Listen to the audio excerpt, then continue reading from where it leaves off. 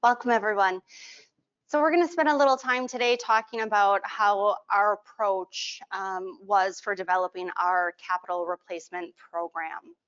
So starting off with just a little bit of information about ProHealth. We're a community-based nonprofit healthcare organization. We serve Waukesha County, Wisconsin. For those of you not familiar with Wisconsin, we're a little west of Milwaukee. We're made up of 4 hospitals, 15 clinics, and we have multiple joint ventures and partnerships. Give you a breakdown of our team. We are led by our director, Rob Bundick, actually, who's here. And then just to point out for our team, we have a biomed side and we have an HTM side. So we do have the 2 teams that form under the 1 department. We do have a biomed manager reporting to him. We have a biomed supervisor. You'll see here our biomed techs. We do have an operations specialist and a procurement specialist. We also have our imaging techs. We reporting to our biomed manager. We have our security DBA, so he focuses on cybersecurity. And then we have 2 integration analysts, one whose main focus is on device integration, the other is on RTLS. On the other side, reporting straight to Rob is myself, HTM program manager. We have our project coordinator, our equipment planner, biomed DBA, who really manages our CMMS system, and then our equipment lifecycle planner. So as you all have your accomplishments throughout the year with your teams, I wanted to share some accomplishments of our team from our fiscal year 23. So during that year, we were able to manage over 22,000 devices. We addressed over 21,000 work orders, of which 123 were related to cybersecurity. Monitored over 4,500 network connected devices 24/7 for cybersecurity. We were able to redeploy some medical equipment, which saved the organization over $1.6 million. By renegotiating some purchases, we were able to save over $1.5 million. And with our equipment disposition planner, he was able to generate $61,000 by selling unused equipment. So just some little kudos to our team there. So let's get into replacement plans. We're going to go into what they are, why organizations don't seem to have them, and then what are some of those benefits. So in simplest of terms, a replacement plan is a schedule showing when you want to replace your equipment. But it's more than that. Really at the crux of it, it's a tool to help communicate, facilitate, have conversations with various internal departments, going from your peers all the way up to your C-suite. It's also a means to help support organizational goals and initiatives. For example, at ProHealth, we have a master facility plan. We have a little bit of insight into what that plan is, but as we talk about our replacement plans with our senior executive, we understand maybe what's at the forefront for our organization, from goals of new builds, new construction or renovations, bringing different areas together, what have you. That information can feed into my replacement plan and can actually alter or make me tweak my plan. Great example is this last fiscal year, I was up to replace our hybrid OR. And based on the facility plan, we learned that there is a project that's going to be kicking off hopefully in the next 6 months for us to go through design, where we're going to actually bring together all of our procedural spaces at our main hospital. So rather than take our hybrid OR down to replace the system now, just to disrupt it again in about a year or 2 when we go through that phase of the project, let's defer that replacement until next fiscal year to align with that overarching project, and therefore we're only impacting our OR once with that replacement. So some things of why not everyone seems to have them. Our industry, I think overall, it has a very reactive mindset.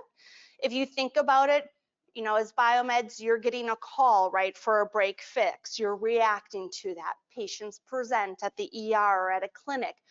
Clinical staff, providers, they react to it. It's just natural that we're a reactive mindset. So to switch that and take a proactive approach can be a little challenging for some to wrap your arms around. Replacement plans take time and effort. Before I started in this role, Rob and his biomed supervisor were sharing the duty of managing our imaging plan, but they were also managing their other tasks, right? And to take it to the next level and to really achieve what you want to achieve, you need a dedicated person, and that's where I came into play. So replacement plans are not something that's just you do it once, it falls to the wayside, and you just keep marching towards that. It's a fluid document. It's evolving, it's changing with the different input that you're receiving from various departments. And then I'll say even a lack of understanding. So a lot of organizations don't understand the benefits for the organization to have a replacement plan, and therefore they just don't have one. So going into that, some of the benefits that we've been able to see with our replacement plans is helps drive standardization. This one I'd say was actually pretty large for our organization. You have different manufacturers and models of equipment, right? It gets challenging to support that. At ProHealth, we're an in-house biomed shop to make sure that all of your techs are trained to support all the different modalities with all the variation that you have. That becomes really challenging, right?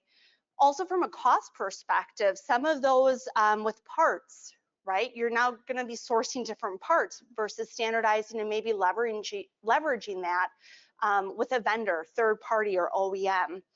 And then in some instances, you may have disposables tied to that equipment. And to have variations of those disposables can be quite costly. So again, trying to standardize and drive down that cost can be a real benefit for an organization. Cost avoidance. So one of the things here that a lot of people I think about with a replacement is just the capital purchase, right? That one-time upfront cost. But they lose sight of the operational costs that are tied to that as well, whether it be training, clinical application training, biomed training, parts, what have you. And you really need to take both into consideration to help in your negotiations to drive down both sides of that cost. Planting a seed with senior leadership. So it's not lost on me that pro healthcare is probably a rarity in that we have an open line of communication with our C-suite. We have a very good relationship. Rob has done a wonderful job of sharing with them what our team does and what we can offer and how we benefit the organization. So we've built that trust with our C-suite. But by showing them our replacement plan, and by that I don't mean showing them what's just coming up that next fiscal year, you're going to want to share with them the next 5 years or however long your replacement plan goes out. You're starting to plant that seed. So at the C-suite level, they're starting to talk about how much do we want to allocate for capital every year, right? Maybe it's 20 million, maybe it's 40 million, maybe you're having a good year and it's 50 million. If you can show what you're projecting, they're already starting to think about, okay, Lani's going to need X amount of dollars for upkeep, replacement of our equipment, right? So it allows them to already start thinking about how much they may carve out specific to replacements, so that can help with the next one of improving your odds of getting your capital approved. Likewise, we'll go through a process change that we accomplished at ProHealth that definitely helped us improve our odds of capital getting approved. And lastly, it's a relationship builder. So I work with operational leaders, supervisors, managers, directors, VPs, right? I'm working with my peers in construction services, IT, purchasing, finance, working directly with our C-suite, right? It's a great way to build that relationship with your peers because at the end of the day, you're all driving towards the same goal, which is patient care. So going over our evolution, a little bit about me. I started with Pro Healthcare in 2015. I was in the IT department as a project manager. And at that time, Rob was in the process of co-managing our imaging replacement plan with our biomed supervisor. And they had reached a point where there was success in what they were doing, but there was much more success to be had. And in order to do that, he needed to have a dedicated person working on replacement plans. So in about 2018, he started conversations with the C-suite to get a position created. And then in 2019, I started with the department. At that time, we had a single plan. It was our imaging plan, which makes sense. That's where probably your most costly equipment is, right? So you want to get your arms around that. And I say this respectfully, I think we had minimal strategy on how we were doing that, right? You have your data elements that you're taking into consideration to map out your replacements. But as we go over our current state, you'll see that there's a broader approach, a broader engagement of stakeholders that need to be had and at the table in those conversations to help with that. And going into that limited engagement with stakeholders. So I think at that time, correct me if I'm wrong, you guys were really working with operations and understanding their needs and desires for what needed to be replaced, but you weren't directly working with proactively IT or construction services, some of those other areas that do have a stake in the game. So when I was hired in 2019, we switched to not just having an imaging plan, but I quickly created approximately 20 replacement plans for what I'll call biomed equipment or your non-imaging. So clinic exam tables, OR tables, sterile processing, down to pulse ox, nebulizers. I mean, it runs the gamut. And we decided in order to change our odds of getting capital approved, in order to be more effective in managing our replacement plans, we wanted to change the process and how capital was being requested. Prior to my role, you had a department, and I'll use CT as an example, right? Maybe 2 CTs were up for replacement in a particular year. You would have leaders, if they were at different sites, you would have them submit their separate requests. And while I hate to say it, we all know that there are politics in organizations. There are sometimes, I don't want to say popularity contests, but you have certain individuals who might be in somebody's ear in the C-suite a little more, right? And that can really impact, is your capital getting approved? Is it not getting approved? And as you can imagine, those that were getting denied, you have to reflect that then and shift your replacement plan going forward. So it becomes challenging to effectively execute your plan. So what we did is we centralized who was going to be requesting the capital, and that became me. So from that point forward, for anything that was on a replacement plan, I would submit the capital request. One line item of a capital request per modality for that year if it was slated to get replaced. And what we saw from that was a quick increase in the likelihood of our capital getting approved. So we were much easier or much more efficient in executing our replacement plan. COVID happened, I'll be honest, and that kind of threw a wrench into it. But overall, we have been very successful. I would say on a given year, I'll have probably 10 to 12 capital requests, and I may get 1 or 2 denied. So pretty good success rate for what I've been asking for. Committees. So I co-chair our clinical device integration committee. We'll get into that in a future slide, but real high level. It's made up of different departments, and we are looking at both front-end clinical need for integrations that will help with staff efficiencies, but we're also looking at the back-end infrastructure to make sure that we can still support all of those integrations as well. Partnerships. Over the last couple of years, we've really focused on expanding those partnerships, creating and expanding those partnerships, one being IT. And I had worked with the majority of the IT folks, so I already had that relationship when I was a project manager. And the device integration committee really helps continue that relationship along. Construction services, that was a new one. So historically, when I would submit a capital request, I'm just looking at selfishly the cost of the equipment, right? But if you think about your age of equipment and the space that that equipment lives in, your infrastructure might need to be replaced or upgraded to support that new technology that's coming in, right? Air handling unit. Maybe your mechanicals, electricals need to change in order to support that equipment. And as we all know, construction costs have really risen over the last couple of years. So that was a big, I'll say, miss that we identified, and we wanted to rectify that. So now each fall, once I have finalized my replacement plan for the upcoming fiscal year ask, I meet with construction services and we review everything that has a construction component. And what they do is then they reach out to their contractors and have the contractors investigate the site, understand what needs to be upgraded, what are those costs associated with it, and give a high level timeline as well. So when I go to submit capital, it's no longer just that $1 million piece of equipment, right? It might be $1.5 million, it might be $2 million, because now I'm accounting for the construction costs as well. And it gives our senior executives a better purview as to what that true cost is going to be versus having a $500,000 or $1 million bogey of construction after my capital has been approved.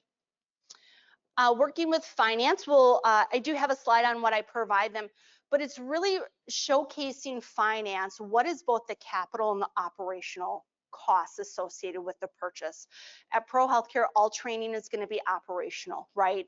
So when I'm submitting my capital request, I'm calling out what is the capital portion, what is the operational portion. So finance can already start putting that operational cost into those departments' rolling forecast. So we're making sure that we're accounting for all of those costs. And then senior executives. So before I submit any capital, Rob and I meet with our senior exec. Rob reports directly to our senior transformation officer. And we go through what the list is, right? And we show that final dollar amount that we're going to be requesting. And we literally ask the question, what's the appetite of the organization, right? During COVID, that appetite was far less because everyone was dealing with the financial struggles, and priorities of the organization were not necessarily on replacing equipment, but it was just keeping things afloat and making sure we had all of the proper PPE and safeguards in place. But it's really going over that list with our senior executives to show them, hey, is this doable, or do I need to go back and tweak what we're doing? But it also gives them insight into what's going to be coming down the pike, right, in the next month or so of my capital asks. And then also providing a proof of concept for our organization. We now have it where about 2 years ago, IT approached me, our CIO approached, asking for kind of a lay of the land of what my replacement plans do and what we've been able to accomplish, and then asked me to do that for them with IT for their device lifecycle replacements. And I said, I don't think my boss would like that, so I'm not going to take on IT. Been there. But it provided them proof of concept, right, of how to manage this and be successful in your replacements and really get an arms around what you have in your organization that you need to manage, right? Likewise, our construction services team, they've taken somewhat of a similar approach with realigning one of their project managers to focus on capital planning. So not just working with me with medical equipment replacements in my plans, but also looking at that as a whole, right, with facilities and being more proactive in what on the facility side, beds, stretchers, infrastructure of the buildings, things like that. So they now have a dedicated person that is working on that as well. With anything, there's always opportunity for improvement. We know that we are not in a perfect state. We still have lots to learn. We have lots of growth. And in future state, I see us expanding and maturing our replacement plan. So I already have had directors who are wanting to give me things to put on a replacement plan because they see that it's something that they don't have to manage. It's taken care of, and they can redirect their energy where it needs to be, which is their staff and patient care. So it takes something off of their plate. So I do see us expanding our replacement plans. Improving oversight with partners. Certainly IT, construction services, finance, seniors, they're not all of the partners, right, that we need to be engaged with. I do see that we're going to have to expand that and bring more people to the table. But I also see that we're going to have to improve what information we're providing them, right? We need to understand what is the information they need to be successful and provide that to them. And then continuing collaborations with various vendors. So we've actually worked with a couple vendors now to look into how do you automate replacement plans. They're very manual. It's an Excel spreadsheet, to be very honest with you. And it would be great if there could be an automation component to it. What you run into is you can take all of that data and you can churn it out and tell you what to replace, but it's not going to take into consideration where the organization's finances are, where their priorities are, what's their master facility plan or goals here in the next year or two. Is it a new hospital? Is it a new clinic? Is it a partnership with somebody, right? There are elements to a replacement plan that data just is not going to reflect, and you need to be able to tweak your replacement plan based on the organization's goals. So that's where automation becomes a little challenging. So for now, it's still a very manual process.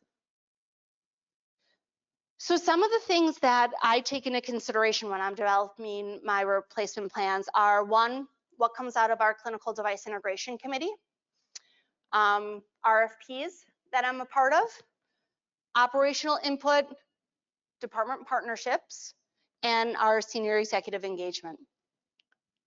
So taking a little time on that device integration committee. So it's really made up of biomed and HTM, IT, specifically our network and our Epic teams, informatics, and operational leaders. So we started in about 2020, I think it was, and we had those objectives that are listed: develop, monitor, and maintain the strategy and infrastructure for clinical device integration.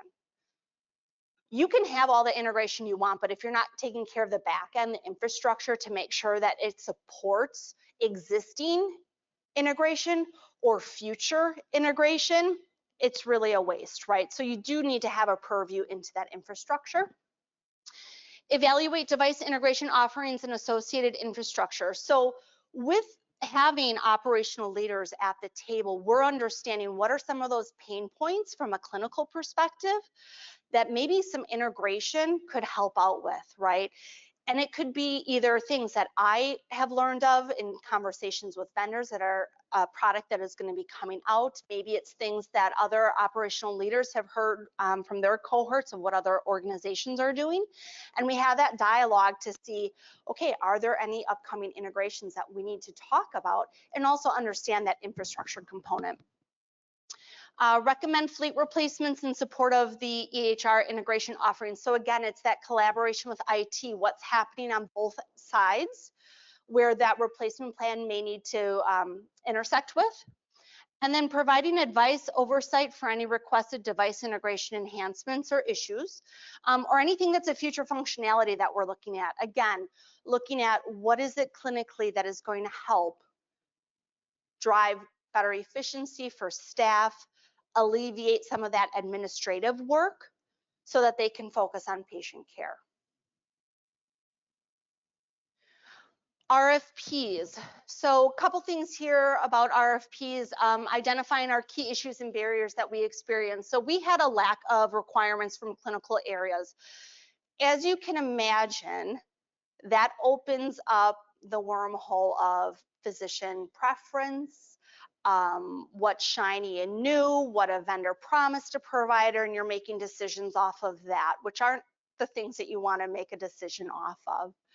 We had a lack of consistent RFP process, so really we did not have a process around RFP, so we needed to define one.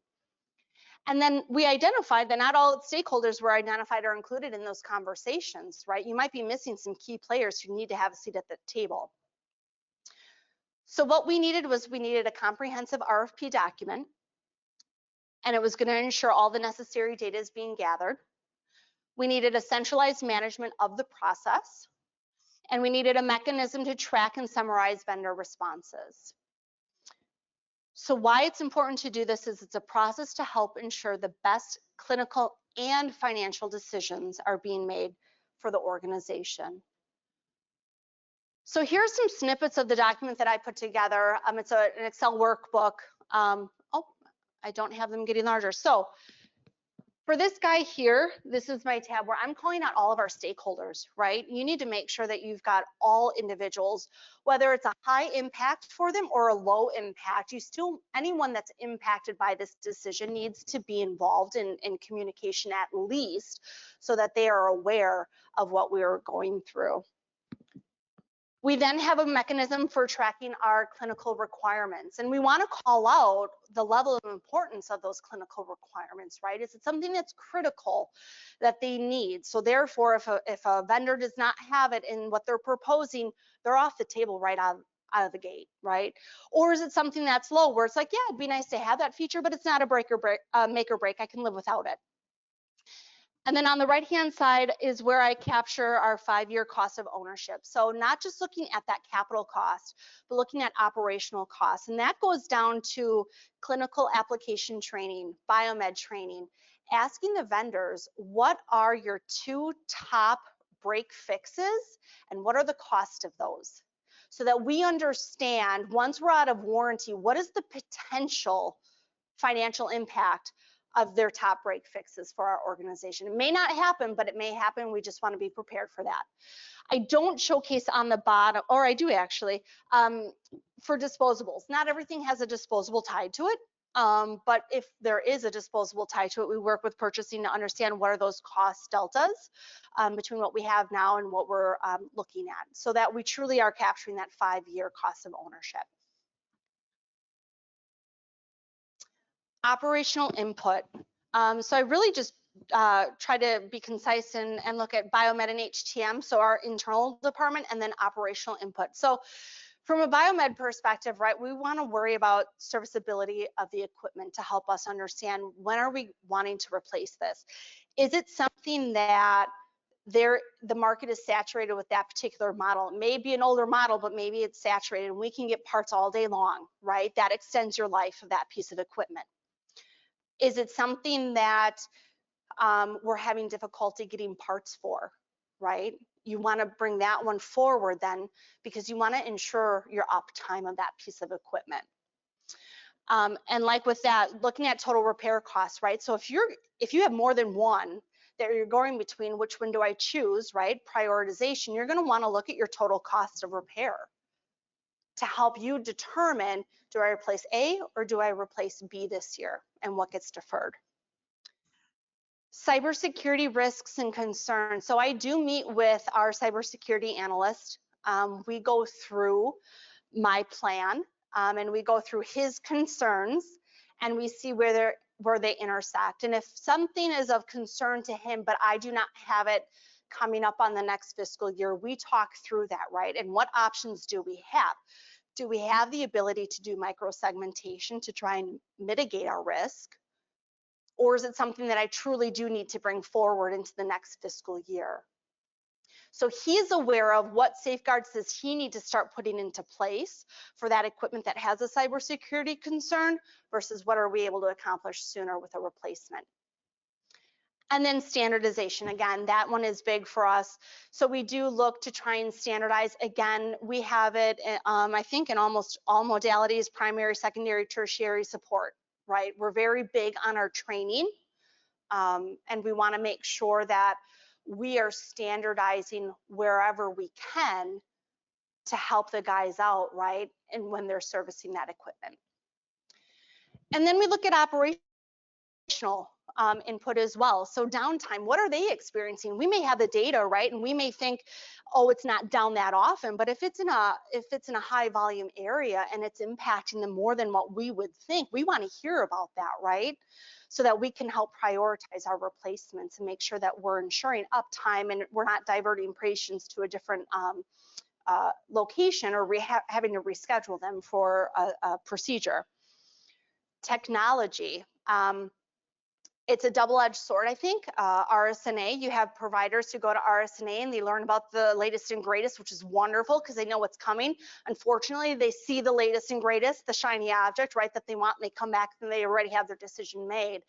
But we do want to understand, what is that technology that they're that they're moving towards, so that we can have those conversations, perhaps bring that into our RFPs, right? And make sure that we are capturing that requirement and hopefully supporting that with our decision of what we're going to purchase. And then again, standardization. From a clinical perspective, and I'll take radiology as an example, X-ray. Our X-ray techs are kind of interchangeable as far as, are they clinic, are they hospital? They move around to different departments, different hospitals, things like that. To be able to standardize on one model or one manufacturer allows them to not have to take a moment, right, and retrain their brain of like, which piece of equipment am I working on? What's that workflow? Where do I click? Things of that nature, right? So standardization not only selfishly helps us, it does help operations as well. So just highlighting two of our department partnerships, construction services. So reviewing, kind of spoke about it, right? We review our replacement plan for the upcoming year so that they understand what I'm looking at and can start doing their investigation. Also understanding if the room needs a refresh. To be honest with you, when the equipment is aged, your room isn't gonna look like the newest part of your hospital or your newest clinic. So there's probably gonna be a room fresh, right? Some paint, maybe some new cabinetry, things of that nature. I'll even go so far as to say in radiology in one of our locations, they have a couple of modalities in one location, where rather than having individual control rooms, we're now, as we're replacing that equipment, trying to build out a centralized control room so that you're taking up less space, you have a larger footprint for where your equipment's gonna live, and it just helps with that workflow. Again, investigating that infrastructure, call out any concerns, and then providing me a budget for construction so I can include that in my capital request. Purchasing is key. They help us make sure that people are adhering to standardization. You can try to standardize all you want. You're still going to have those few that have a preference, right? Providers that have a preference, or new providers coming in that may be trained on something else and they want to go with that. They don't want to go with what you have. And so you need that support system to help drive your standardization and make sure that you're adhering to your standardization. We also look to purchasing to assist us with negotiations, assist us with understanding what are those supplies or disposables, and also if there's a contract or an agreement implication for that purchase. And then also we rely on them for signing our documentation like quotes, agreements, contracts, things like that. So this is a snapshot of what we provide our senior executive during our review. I will list out here the capital ask, the dollar amount. I'll give a brief summary of it, but then I'll start mapping out which quarter I'm anticipating the release of funds request to occur in. Our organization historically has been a little more conservative Q1. We run an October 1 to September 30th fiscal year, but usually it's that October through December, right? We're a little more conservative. However, we want to take into consideration a vendor's fiscal year, right? To leverage best negotiating with them as well. So that may cause us to have to pull some things into Q1, and it's really laying out then for the senior execs what we're looking at trying to accomplish. It may not be where they say yes all the time, but we need to show them what is that value, that cost savings that we're trying to achieve by negotiating and purchasing now versus after Q1 or perhaps into the new fiscal year for that vendor.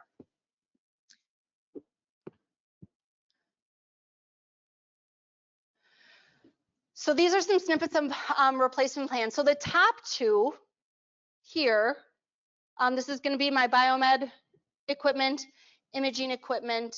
Those are the summaries that I provide our senior executives. I attach it to every single capital request that I submit. So again, they're not just seeing what is coming up this next fiscal year that I'm asking for, but I'm planting the seed with future years, right? So that they know, hey, in 2 years, I'm going to be asking for 10 million. Maybe the year after I'm asking for 12, things like that. And they can start seeing what's coming down the pike. It also gives them insight to say, if you want to say no to me this year, look at what my future years are and look at what that impact is going to be to my future years, right? Because what I may have slated in FY27, let's say, data is showing me I should still replace it in 27. So if you're going to deny something, I have to move that to a different year, right? That means it might be a little heavier. It might mean we have to take risk on something else because we have to defer it longer, right? To try and even out that spend. So it gives them insight into what their no means for the future years. And then this is just a real small snippet of my imaging plan. So on the right-hand side, you'll see the different fiscal years. Green means we're not doing anything with it, right? We're just maintaining that equipment. Blue is going to be the year that we're slated to replace that. And we have the various data elements that we're taking into consideration to help drive some of that prioritization. So plan execution. So once I've gotten the approval, or I should say once I want to start submitting my capital, again, it goes back to that centralized capital request process. It's me, right? There aren't competing managers, directors, or whatnot for a piece of equipment that's on a replacement plan. It's me requesting the capital. It's me or Rob who can answer questions when the CFO has them, when the COO has them, when the CTO has them, right? It also is a one-stop shop of somebody that they know has already done the due diligence and the research and had the conversations to bake out the plan as best as can be, so that it's not just somebody saying, hey, I'd really like this. I need it in 2 years, but I'm going to put it in there now just to start getting you accustomed to seeing it, right? No, what I'm asking for is really what we need. We've had those conversations.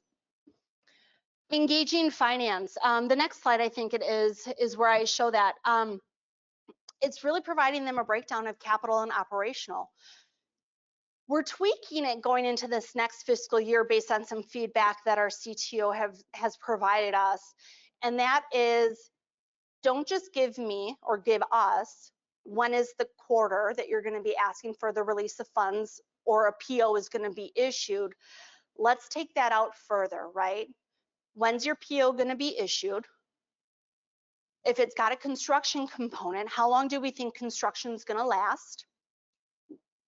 During construction, when do we think that piece of equipment is going to be delivered? So most of our vendors on the imaging side have a billing terms of 80% at shipment or install and the final 20% at go live or acceptance, user acceptance, right? So I'm already planning out when is that 80% going to be paid out via that invoice that we're receiving.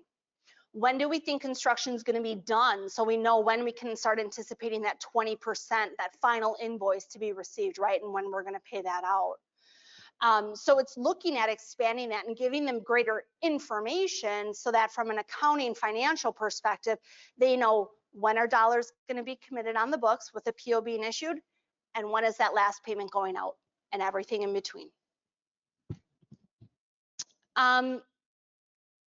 Also, finance helps me shepherd our release of funds requests through our process with our senior executives.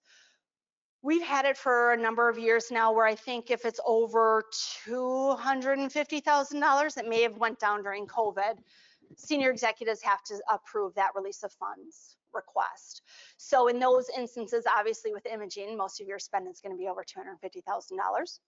So I work with finance to make sure that all of that information that is needed, or if the CFO has any questions, he's not afraid to email me directly, but making sure that they have all the information that they need when they go to their senior executive team meeting, right? Look at all the capital requests that are asking for funds to be released on, and they can say yes so that I can get that PO issued. And then project management. So once I've got the dollars, we kind of turn into project management mode, right? We have a project coordinator. She oversees almost all of our projects, really. I may have oversight to it, but she's the one who's really executing those projects. And I hand that off to her. So she's the one who's working with construction services during our design and planning phases, right? She's the one who's engaging with the vendors to make sure, do we have our prelim site specifics? Do we have the final site specifics? Do you need to come on site to do any field measurements, things like that? She's also managing the expectations of both our internal stakeholders, but our external stakeholders, right? Construction services, IT, operational leaders, all internal, right, of what she's managing. And external is going to be the architect, any of those contractors, the vendor that we purchased the equipment from, right? So all that timeline is syncing up where it needs to be. She also engages with our equipment planner. So a little information on this. Historically, with construction projects, we would have the construction project manager who had oversight of the entire project, but they were really focused on the construction side, right? And we'd have an IT PM who was focused on IT. And everything else somehow became mine to do, whether it was medical equipment or not medical equipment. And so what we decided to do is hire, or we had an equipment planner that reported up through purchasing, but because of the work that I was doing, and also we being Biomed had the most interaction with that equipment planner in its historical hierarchy, we brought that equipment planner under Rob. So now we have our project coordinator who is really managing all the medical equipment components of a project. And we have our equipment planner who is managing the non-medical pieces of equipment that are needed on construction projects. And they work very closely together for equipment lists and that process that's needed there. And then our project coordinator, Rachel, she'll also work with our equipment disposition person as well if we're not trading in equipment. So whenever we get a quote, we do ask for a trade-in value of the existing equipment, but we will give it to our equipment disposition planner to shop it around to see, are we gonna get more for it selling it or trading it, right? And if there is the sale is a bigger benefit for us, then Rachel will go ahead and coordinate with them when that deinstall is going to occur to make sure that that buyer can be on site to get that equipment and what that time frame is that they have to get that out. Rob, real quick, time check.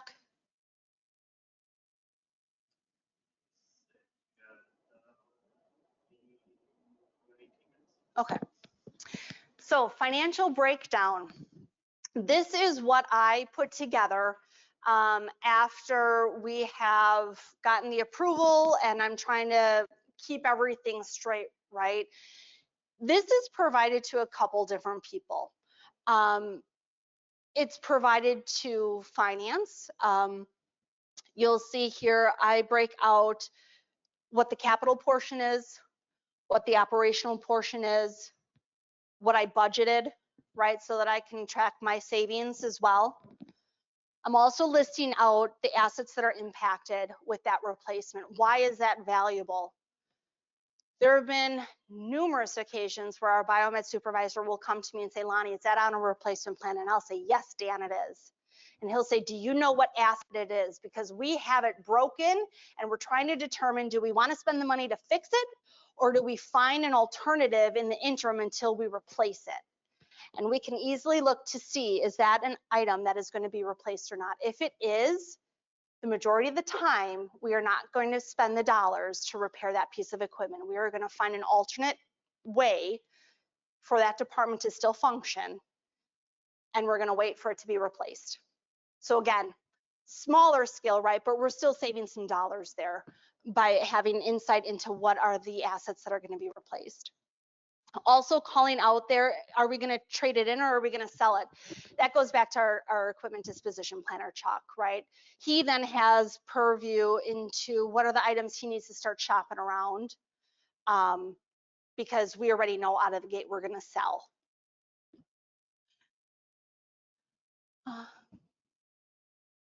So what is next? We want to continue expanding our plans. I alluded to it earlier, right? I have directors who are wanting to gift me things to put on a replacement plan. They've seen the benefit of no longer having to worry about that, right? They can focus on their staff. They can focus on their initiatives from a business perspective. They can focus on patient care. They don't have to worry about managing, do I need to ask for this to be replaced or not? So definitely want to expand the amount of replacement plans that we have. Stated earlier, improving that oversight with our partners. We have those handful, right, of relationships that we're working with right now. We want to expand that. Are there impacts to distribution that maybe we need to start bringing them into the mix, right? Are there impacts to EVS as we purchase equipment, right? And it needs to be clean, and understanding their requirements around cleaning the equipment and making sure that they have some say in what that is. So certainly we want to look at what other stakeholders need to be at the table as we go through these replacement plans.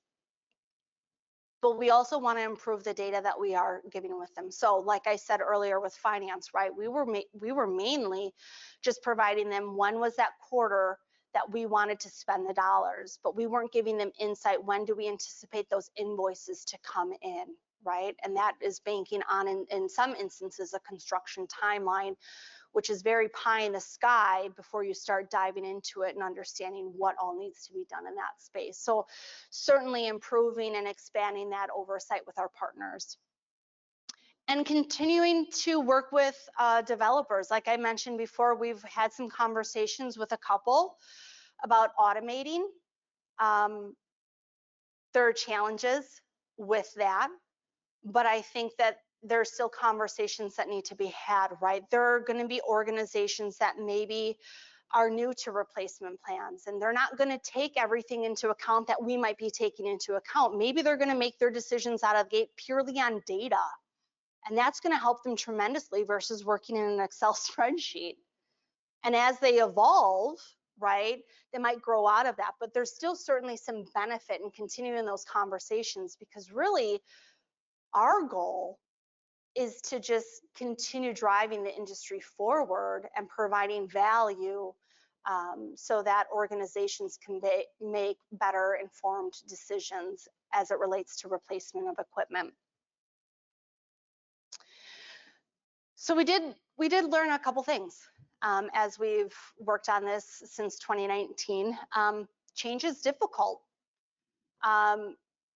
We have a saying in the project management office, you don't like to move somebody's cheese. A lot of people don't like change, right? Providers aren't going to want to get away from their preferences that they have or their preferred vendor that they have, right? With changing equipment or standardizing, you might be changing somebody's workflow. So they're going to have to learn a new workflow. That can be challenging for them, right? And that you haven't achieved full standardization, so you still have a mix there for a while, right? And them still working in two worlds, if you will. So change can be very difficult. It's going to take time, but really what it comes down to is making sure that you're communicating, you are all driving to the same goal: patient care and providing support to them so that they can provide good quality patient care. Life happens. So we all learned that little thing called COVID throws a big wrench into things, right? We may have had our replacement plan baked for 5 years, if you will. It's always fluid, but we had it pretty well laid out. And COVID happened, and we were asked to defer a lot of our plan. And you can only kick the can down the road so much, right? Like I stated, I may have something slated in fiscal year 27. Just because I'm denied this capital request doesn't mean that this guy can move. He still might need to be replaced in 27. And what that forced me to do is, and I didn't really speak on this, but what I try and do with my replacement plans is I try and average out the annual spend. I don't want a lot of hills and valleys. I don't want peaks of 16 million one year and 4 million the next year, right? I want to try and even that out. And there's a reason for doing that. Ultimately, I would love to get to the goal of, I don't even have to go through the approval process, if you will, right? You submit a capital request, your VPs in our organization prioritize what those requests are, and hopefully you make it above the line of how much capital they're allocating that year versus below the line, right? If I can show that this is going to be my trend of how much every year I'm going to spend, maybe they can just carve out a bucket and they're going to say, Lani, here's your $10–15 million every year. You still have to submit your request, but we're not gonna rack and stack you against everyone else's request, right? I've already been carved out my dollar amount to spend every year, and I can manage to that. And that means that I can, if I'm under budget, I can start pulling things in from future years, right, to replace those quicker. So that's the ultimate goal for us as well, is to really earn that trust and show what that spend is going to be so that we can start getting dollars just carved out for us and we can manage to that. Timing is important. We've ran into this a couple times in our replacement plan. You may have one modality, and I'm going to pick on imaging because obviously that's a high cost item. You might have one system that's being replaced, but if you look out a couple years, you might see that, okay, in 2 years, I'm replacing 2 systems. Oh, and then the year right after that, I'm going to replace 1 system, or maybe right after that, I'm replacing another system, right?